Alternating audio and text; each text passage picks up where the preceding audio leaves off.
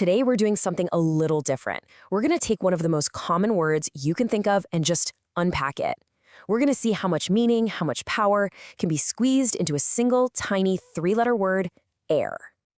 And yeah, I know what you're thinking. Really? Air?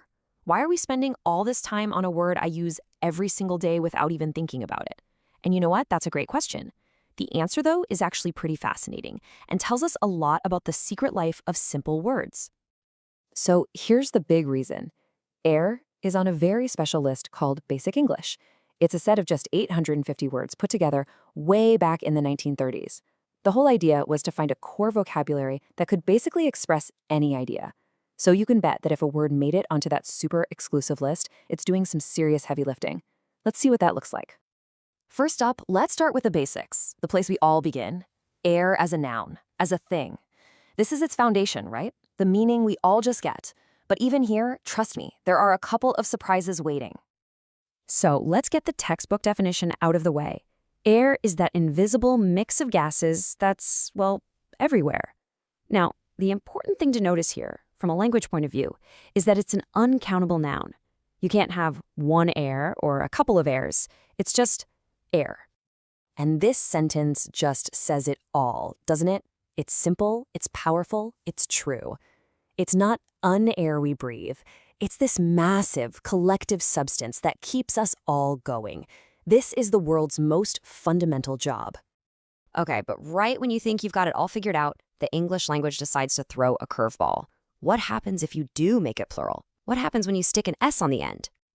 And this is where it gets really cool. The second you add that S, the meaning completely flips. Air is the stuff we breathe, but airs? That's all about how someone acts, usually in a pretty arrogant or stuck-up way. You know, when someone is putting on airs, they're pretending to be way more important than they are. One little letter totally changes the game.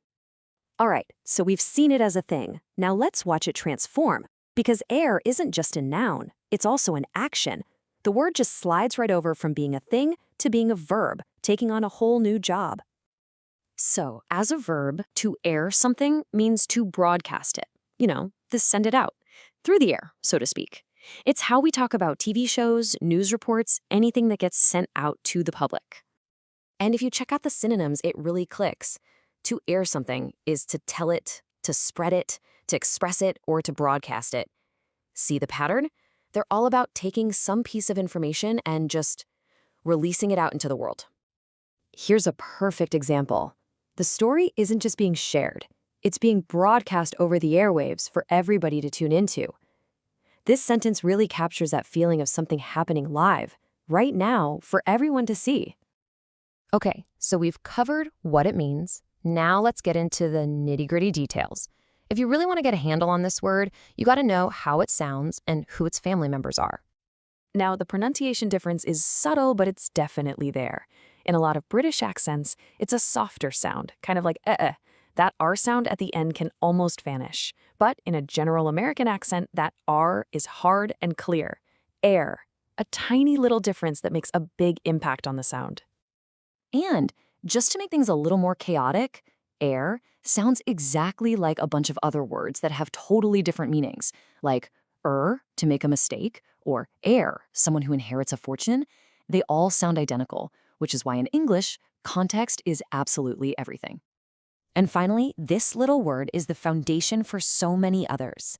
It gives us that aero-prefix you see in words like aeroplane or aerodynamics, and it gives us adjectives like airy to describe a big open room, and its total opposite, airless, for a room that feels stuffy and cramped. So after all that, let's zoom back out for a second. We've pulled this one tiny word apart, piece by piece. But why? Why does any of this matter? Well, think about what we just saw. This one word is a noun for the stuff we breathe, another noun for being arrogant, a verb for broadcasting something, and the root for a whole bunch of other ideas. It's like a Swiss Army knife of language, packing so much into just 3 letters. And that brings us all the way back to that basic English list.